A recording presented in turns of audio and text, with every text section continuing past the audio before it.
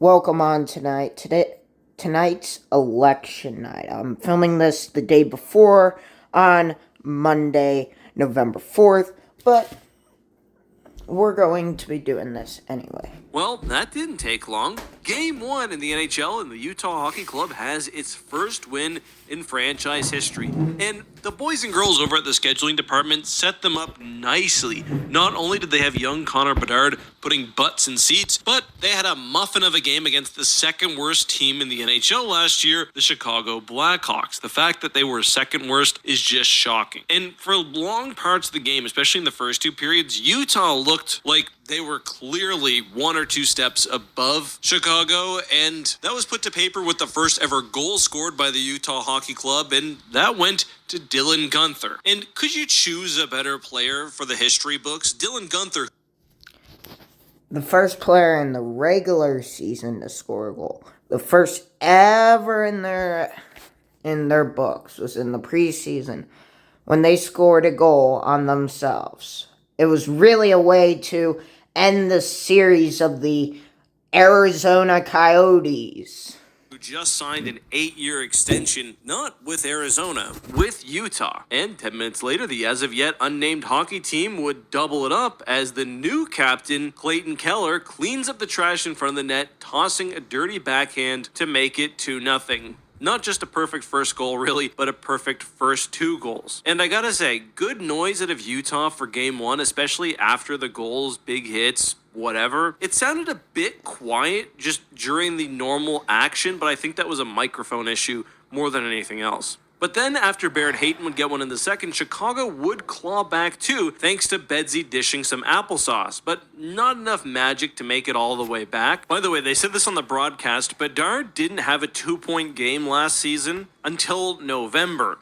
He's got one game 1 this year. Scary things on the horizon, although Chicago, they didn't look great. They didn't look like they could score, which was their single biggest issue last year. Bedard at times was visibly frustrated already, which is a little concerning. But back to the game, Guenther would grab an empty net. Then in garbage time, Krause would put a little salt in the wound just a moment after Pat Maroon lost his gourd. And just like that, Utah is on the board with their first W, taking this game against Chicago 5-2 and taking a good first step on the race for a Stanley Cup. And so ends the opening night in the NHL. And I still think the league stinks with how they organize this, but I won't complain too much because hockey is back. And boys, girls, so are we. We've got some absolutely banging matchups for Wednesday night, and to be honest, this is what I would have hoped for tonight, but way she goes. We've got Habs, Leafs, Rangers, Penguins, Vancouver, Calgary, Edmonton. No. For further questions, no, I'm not going to do the classic NHL picks of the month because I already did the actual picks. So this is kind of like just me summarizing the radio show. This is the radio show, but still in the NHL picks of the month. So, Winnipeg, and the Avs facing off against the Golden Boys. Now, that's a solid lineup of hockey. I can't wait. But what did you think of Utah's first game? Did you like what you saw? Can they be dark horse contenders like Vegas was year 1? Kind of a different situation, but let us know your thoughts down below. If you enjoyed today's video, please drop a like, and if you want more content, there's a new basketball, football, and hockey video on screen right now.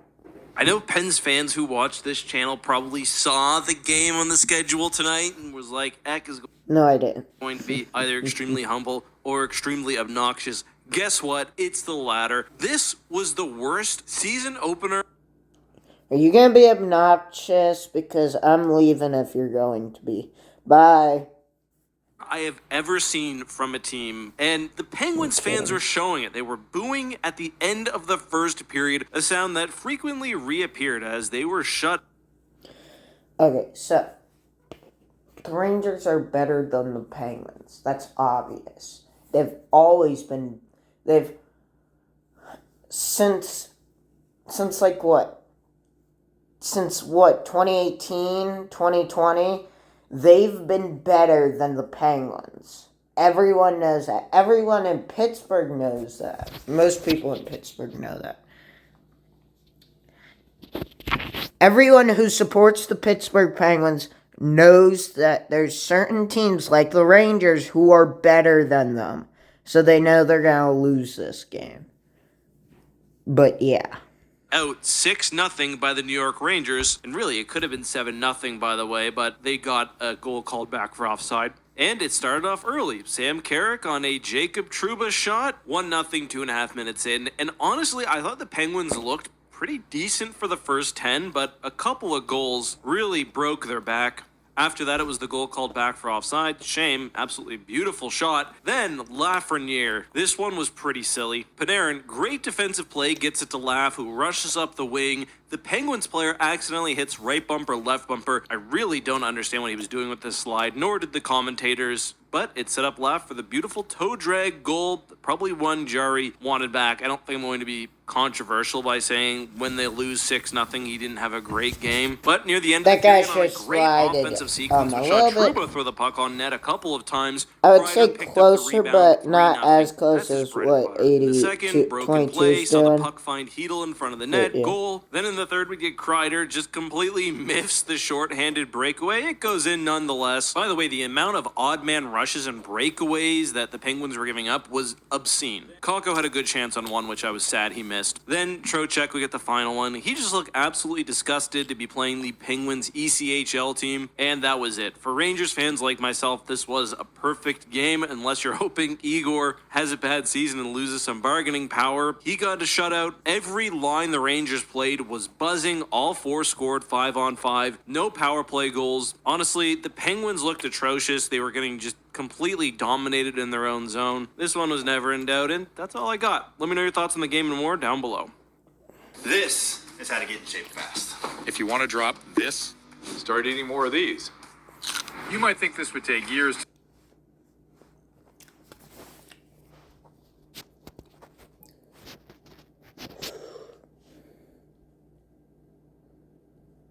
Well, the Leafs just had the leafiest start to an NHL season I think I've ever seen, because for the first time in 252 games, the Leafs have been shut out, and, of course, it was at the home opener to their oldest rival, the Montreal Canadiens. Yikes. That was the longest streak going in the NHL, by the way, since November 20th, 2021, which is nuts. They've scored at least one goal in every game since then. I didn't know that was a running stat, but it all came to a crashing halt when Montembeault woke up today. And you'd think the way the game started, I would be talking about the Leafs goalie situation first, and we will, but man, Montembeault, take a bow, and also take 2 points from the Toronto Maple Leafs. This guy stopped everything. 47 saves in the shutout, the most ever in a season opener per Sportsnet stats. The dude was a wall. And yes, well, he did stun the Leafs, denying Matthews on the doorstep in the dying seconds, telling him to get that garbage out of here. He also put the league on notice. Like, do the Habs really have another stud goalie just going to steal games for them all the time again? Brandon thinks there's a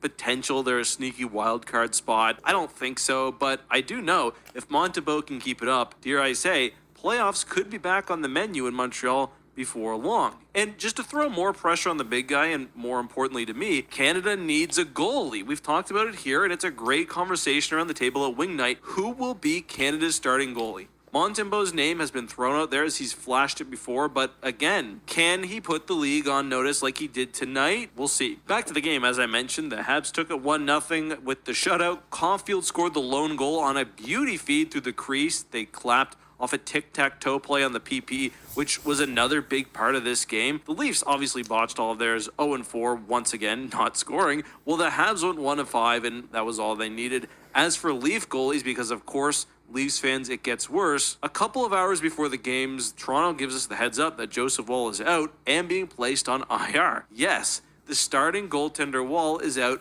and Stolarz gets the rip off the top. But shout out to Stolarz. He played great. He kept the Leafs in it, giving up only that one goal and actually making some really big saves for the rest of the first especially. Most games, 26 saves, standing up tall. The Leafs are going to win that. So that's one positive Leafs fans can at least take away. He was indeed a great pickup, and to be fair, Berube's system also looked pretty good.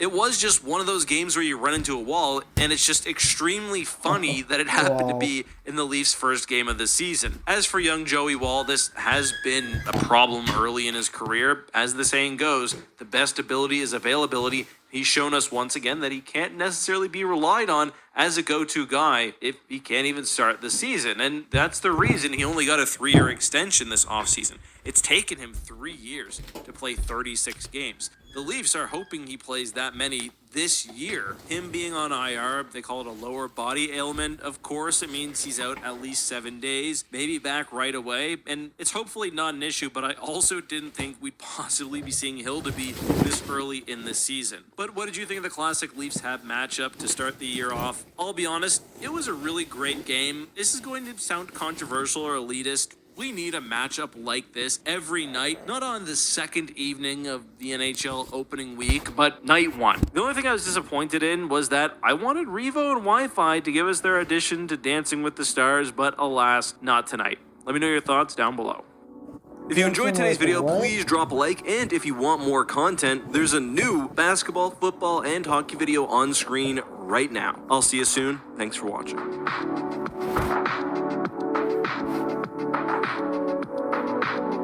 Well, the Canadian teams didn't disappoint. They all gave storylines each game, whether it was the Oilers falling apart, the Leafs doing Leaf things, or the absolute classic we got between Vancouver and the Flames. First of all, good for Vancouver, their first power play of the season. They left it a bit late, 1 second left, but for those first 10 minutes, they looked like they hadn't really lost a step. I feel like we've seen already a lot of pretty clean shots go in from distance. That was the case when Daniel Sprong opened the scoring. 1-0 Wales. But just a couple later, another power play. This was a beautiful goal. DeBrusque finds Brock Besser wide open in front of the net. He does not miss. You got to clear the boys out when they're there. Then just over halfway through the second, a really ugly goal if you're a Calgary Flames fan. 3 guys standing around, 2 puck battles lost. Vancouver gets their first 3-goal lead of the night. I say first because Calgary would match that one. A lot of shorthanded goals this year, but Anthony Mantha out of the box on the backhand, 3-1. Vancouver would get that 3-goal lead back right after the expiration of the power play. Thrown in front of the net, tipped in, you know what you're getting. And at this point, if you missed the game, you're probably regretting it because we also had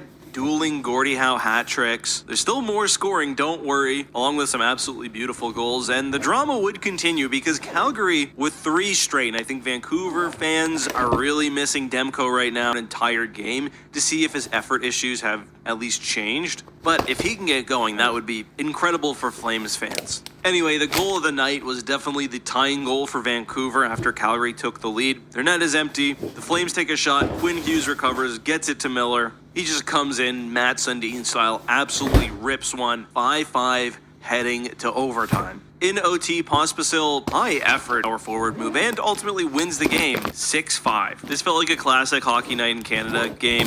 Obviously, it wasn't Hockey Night in Canada, but it was amazing. Absolutely struggling with these start times. Some of you guys have found my other YouTube channels. One of them is an NFL channel, which has been blowing up this season. Those games, even the late ones, start reasonably. This started for me in Halifax at 11:30. I went to bed at like 2:30. Not even a chance of getting the video out. But if you want to catch some of the other sports stuff I do, please check out my Facebook page. We put all of our videos there, hockey, basketball, football. It's real style. We cut them up so it's really easy to watch. Check it out. Link down in the description.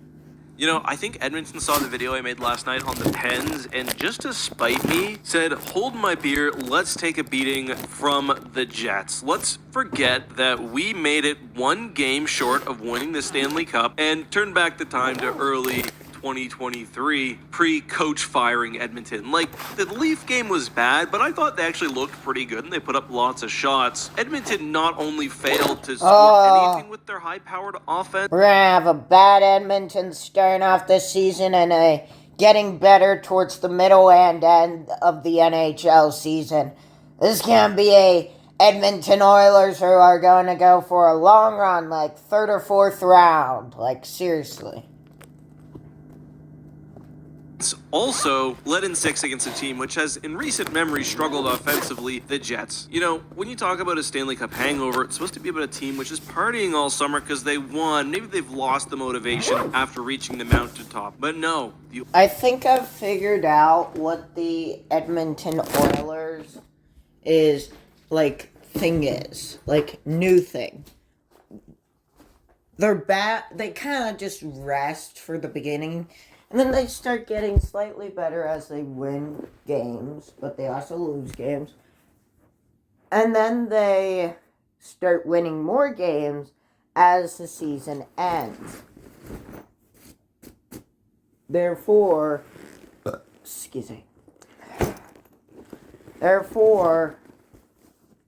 making them be a little bit more tired than the others, and so they can rest. And then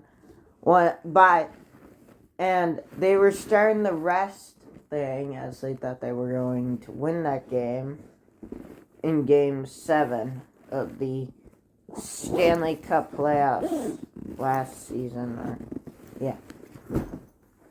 Oilers, they'd clearly been drowning their tears all summer. I thought we already had the Stuart Skinner redemption arc last year, but letting in 5 goals and 18 shots feels like maybe a bit of a regression. But credit where credit is due as well. Hats off to the Jets. Hellebuck was unstoppable as always, except for in the playoffs last year. They had some great depth scoring. 2/3 of the team grabbed their first point of the year, with Mason Appleton leading the way with a Gino and a couple apples. And I mean, that's gotta feel so good. It's funny, on Sportsnet they asked the panel last night which Canadian team will make the playoffs. They all said Leafs, Oilers, and Canucks were locks. Other teams were question marks. Well, I'm saying either Winnipeg or Montreal. after night one, each one of those teams lost. But what did you think of the Oilers getting walked night one? Is this the season they finally launched Stuart Skinner into the sun? Or do they just think that starting like crap last year gave them the hockey powers and the motivation to make it all the way to the finals? So it's all part of the plan. Let us know your thoughts below. If you enjoyed today's video, please drop a like. And if you want more content, there's a new basketball, football, and hockey video on screen right now. I'll see you soon. Thanks for watching.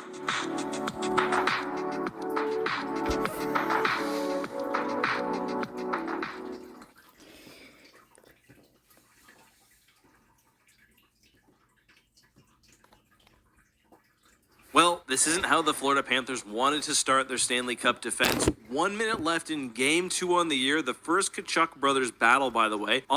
Yeah, I heard somewhere that Florida would be bad this season. I was like, wait, hold on. Bad? They just won the Stanley Cup, so yeah. Ottawa is up 2-1, and we get an injury to the Kitty Cats captain, which did not look good. Barkov's stick breaks on the blue line. Timmy Stoltz grabs the rubber and goes on the break as they battle down the ice. Tim slaps it in for his second as the night as Barkov, with no sticks, takes the body and they both go into the boards behind the net. It's honestly a totally innocent play, but it doesn't look great. Tim gets up, he's fine. Barkov stays down, and it's the way his leg goes into the boards. I don't want to get ahead of ourselves here, but he might be out here for a few months, if not longer. But it's really tough to tell. It's one of those plays where just from watching, it could end up in multiple ways. He could be out for games, he could be out for months, he could be out for the whole year. It's impossible to say what the injury is, but this is god-awful news for the Panthers Game 2 into the new season. And it's a gut punch on really a meaningless and innocent play at the end of the game. Hopefully he's healthy sooner rather than later. The Panthers team is just too fun to watch. But back to the game with the empty netter. Ottawa would take it 3-1 against the defending Cup champs in a game where Allmark showed how he can be a difference maker, winning the goalie duel against the Bobcat. Hey, I said it when they got him though. The Sens were 7 games out of a playoff spot last year. Better goaltending and just the momentum of winning games can definitely end up being 7 more wins. So I can see the Sens fighting for the playoffs. And hey, that's one. I've got faith. But how do you think Barkov will recover from this injury? Again, hopefully it's no big deal. And oh, great. You got faith. I think I'm gonna go get Duncan. Thanks. Bye. how will the Cats recover when it comes to their Stanley Cup defense? Let us know down below. If you enjoyed today's video, please drop a like. And if you want more content, there's a new basketball, football, and hockey video on screen right now. I'll see you soon. Thanks for watching. San Jose, it's time to celebrate because your boy Macklin Celebrini just scored in his first ever NHL game. And of course, it was a beauty. Slap shot from the circle, bar down, or at least that's what he'll be telling his grandkids. In reality, it was different. He gets in on the spinorama, he backhands the centering pass, which goes off the defenseman and in. A true goal scorer's goal. Excellent vision. He's just so silky smooth, the other team does his dirty work for him. But either way, They don't ask how, they ask how many, and that is the first goal of his NHL career and the first of the San Jose Sharks' season. Now, that lead would only last a minute before Buchnevich scored, but it's the thought that counts, and Macklin gets point number 2 before the period's even up, restoring the 1-goal lead as he has a beauty assist to Toffoli, and the Sharks would take the momentum in the second and claw ahead, well, shark bite ahead to 4-1. But the Sharks are still the Sharks, and everyone knows 4-1. As I was watching that, I know you can't see my face, but I'm going to describe it. As I was watching that video, as I was watching that goal, I was like, oh my, and my mouth just opened and I bet my eyes widened because that's a big goal. Like, I'm surprised it's from the San Jose Sharks, who were like last in the league last year. 1 is the worst lead in hockey. Third period starts. The Blues wake up. Fasca, who I forgot wasn't on Dallas anymore, starts it off. Then, speaking of, Ryan Suter jumps in on the fun to make it a 1-goal game. Then, with the net pulled in less than a minute on the clock, Justin Falk, of all people, ties it up, and we're headed to OT, where things don't get better for the host. Captain Braden Shen grabs the biscuit, goes for a skate unharmed, walks in, rips a piss missile, sending the crowd home sad. Yikes. You had him in the first half, San Jose. You just got to remember those last 20 minutes are just as important. But besides the total collapse in the third, this was a fun debut of this new Sharks era. And they're still supposed to be bad, so I don't think anyone's super concerned. But what did you think of Macklin's first goal? And how about the Blues? That's 2 come-from-behind wins now to start their season. Let us know your thoughts on all this and more down below. And just a reminder, if you haven't already, check out Peak Sports on Facebook. It has our content from all across YouTube. Football, basketball, hockey, and eventually... I don't have Facebook, so I can't go check it out. Well, Nikita Kucherov will not be beating his empty net merchant allegations tonight. In Tampa's game against Carolina, he scored the go-ahead goal and then grabs not 1, but 2 empty netters, completing his first hattie of the year. And my God, is that hat-trick goal an all-timer? Because they got He's just some sitting new on the blue young line, setting out those mental connections to the boys, waiting for them to hit him. They do. He walks in and fires home the hattie. So hilarious and so nasty at the same time as he continues to play his role as the NHL's biggest villain. I love it. Even the broadcast was calling him out for his men's league move while laughing it up in the booth. Pretty hilarious. That was like a men's league game. He was hanging out by the red line waiting for that puck to come out. It was a men's league 5.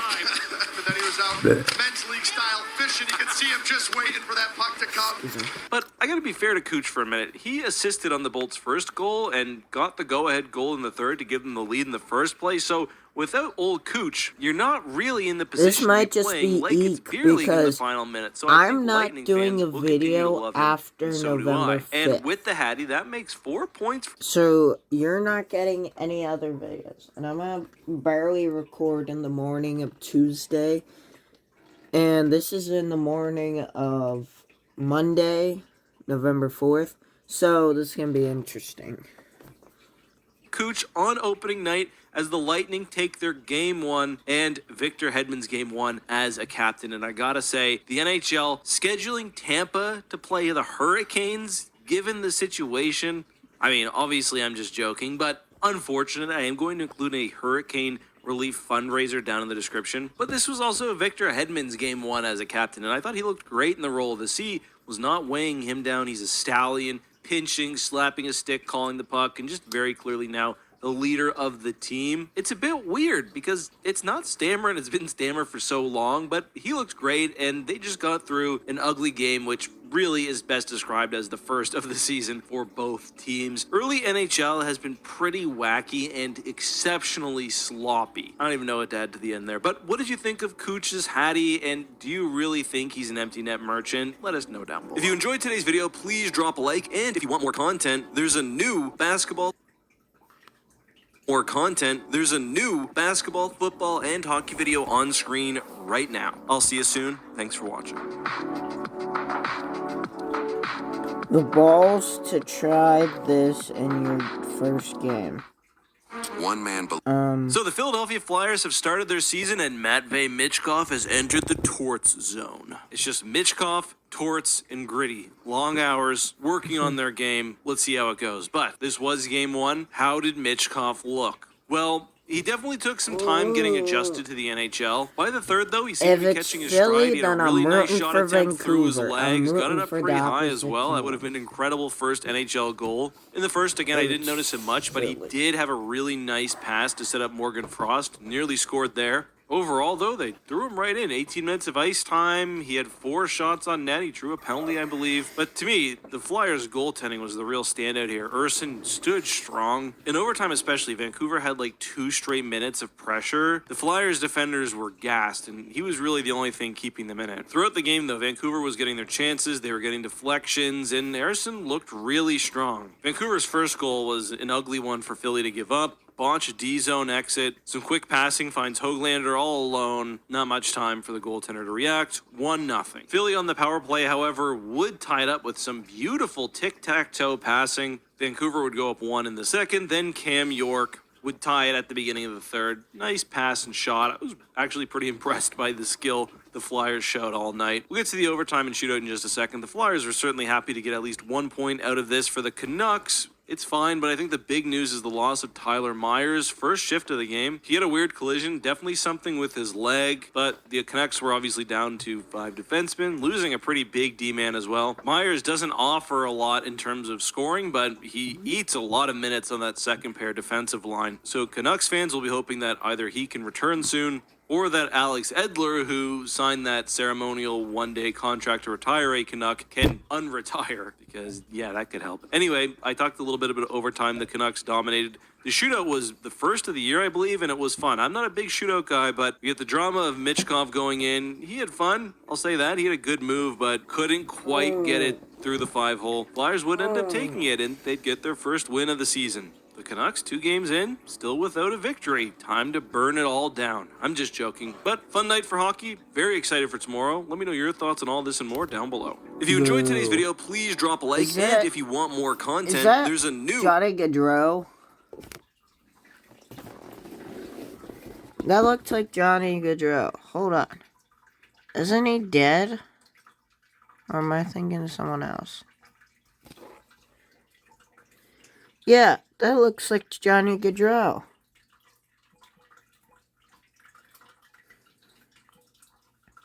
The 28th player on the Philadelphia Flyers. I know it's not Johnny Gaudreau, so who is it?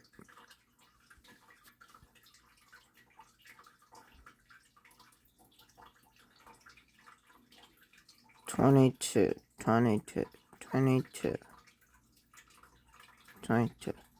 Where's 22?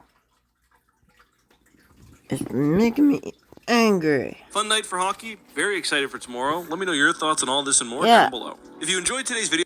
Please argue with me if that does not look like Johnny Gaudreau.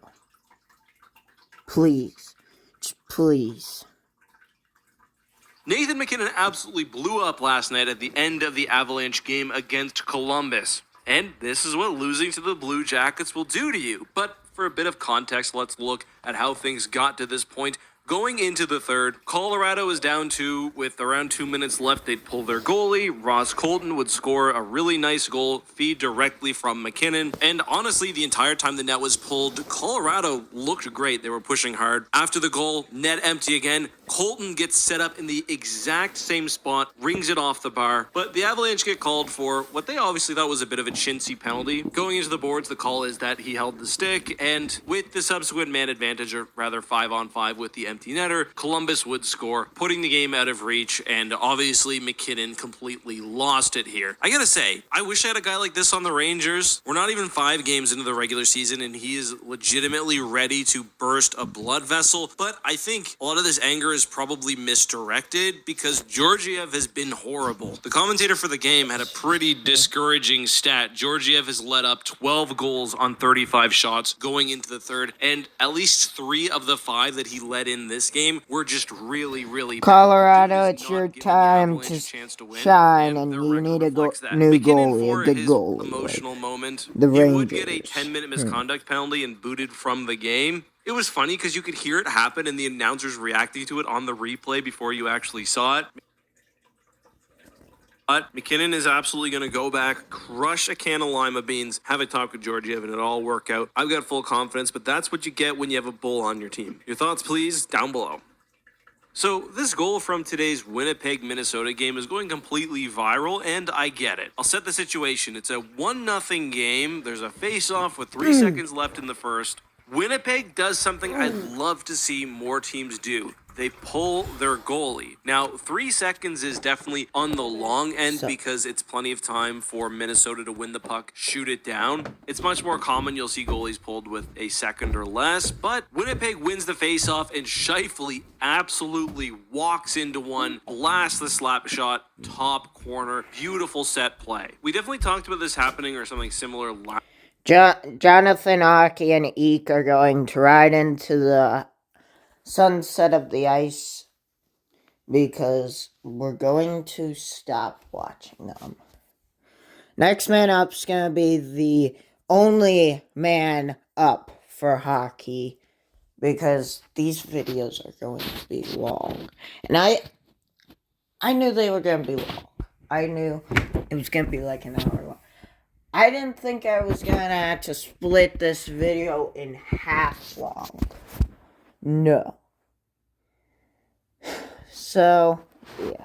Last year, props to whoever can remember which game it was, but I definitely do remember when LA did something very similar. I love the set face-off plays. Anyway, the first goal of the game was also a bit silly. Jake Middleton from range beats Hellebuck stick side. That's the real reason he was benched. No, I'm joking. But that would be all for regulation, with Kyle Connor getting the overtime winner after finding an island on the power play. The Jets now move to 3-0 after 2 straight games, coming back from down 1-0 to win 2-1 in overtime. And this whole team, including Hellebuck, looks strong. Also on the Wild, shout out to one of my favorite players in the NHL, Matt Zuccarello. Pointless in this game, but 2 Genos and an assist on the year so far. Good for him. I want one thing and our 6 daughters want something else. 6-1. And me.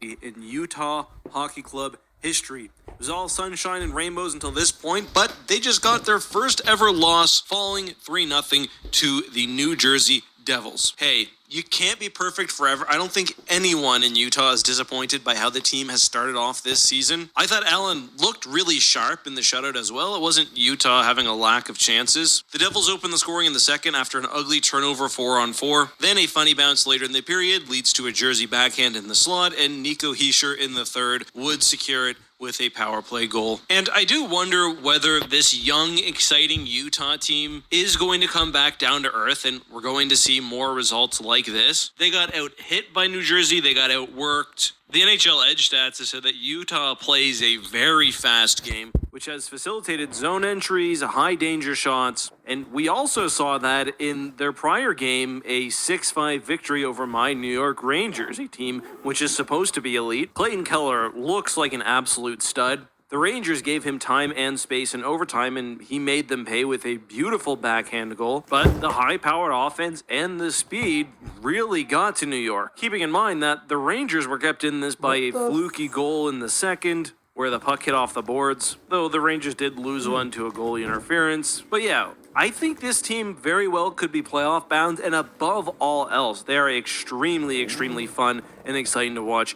Utah, one lucky city. Let me know your thoughts, though, on the Utah Hockey Club's first 4 games of the season down below. If you enjoyed today's video, please drop a like, and if you want more content, there's a new basketball, football, and hockey video on screen right now. I'll see you soon. Thanks for watching.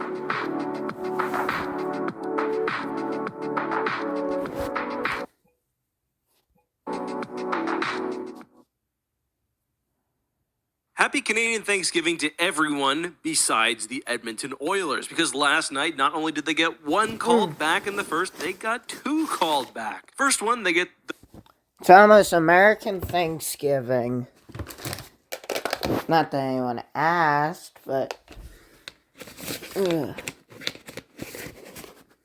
boys, Jeff Skinner, Victor Arvidsson, and Derek Ryan charging across the line, with Ryan putting a little English on it as he goes down, and How do the you puck put is a in. little 2-0 English Oilers. Snazzy little quick one, but wait a minute, they take a look on the replay, and old Victor Arvidsson jumps the gun. He's offside, which is a damn shame because that was a nice goal. And he wasn't even part of the play, just a bit of an eager beaver, but it's against the rules. 1-0. Then, late in the first, just under 3 to go, Edmonton Oilers still up 1-0. This time, Corey Perry creeps around the net and tips one in, finally giving the Oilers that 2-goal lead. But no, not tonight. The Flames challenged this one, and upon further review, Perry was too mitzy in the crease coming through, and no goal. Still 1-0. Some really terrible luck here. Obviously, the first one was a clear offside, which was unfortunate because it didn't even involve the play. The second one, I don't know, pretty soft. And while I guess I get it, I still really don't. The referee's response was Perry had significant presence in the crease, which impaired Dan Vladar's ability to position prior to his goal. Corey Perry was taking on Vader with his own psychic force abilities.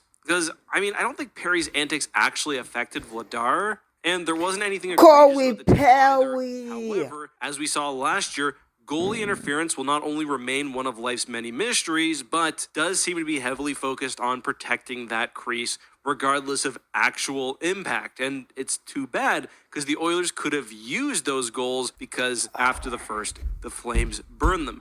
Justin Kirkland, heir to the Costco fortune, scored his first NHL goal. That Edmonton wants to take the hard route again this year as they haven't made the playoffs after losing their first 3 games since 1981. Thankfully, this isn't the NFL and there's lots of hockey left to be played, so we don't need to cancel the parade just yet. But talking about 1981 again this year, though, although it was good for my YouTube business, what do you think of the Oilers' awful start to the year? And is McDavid still the best Connor in the league? Let us know down below. If you enjoyed today's video, please drop a like. And if you want more content, there's a new basketball, football, and hockey video on screen. We're going to go to the next clip. And thank you for watching this one.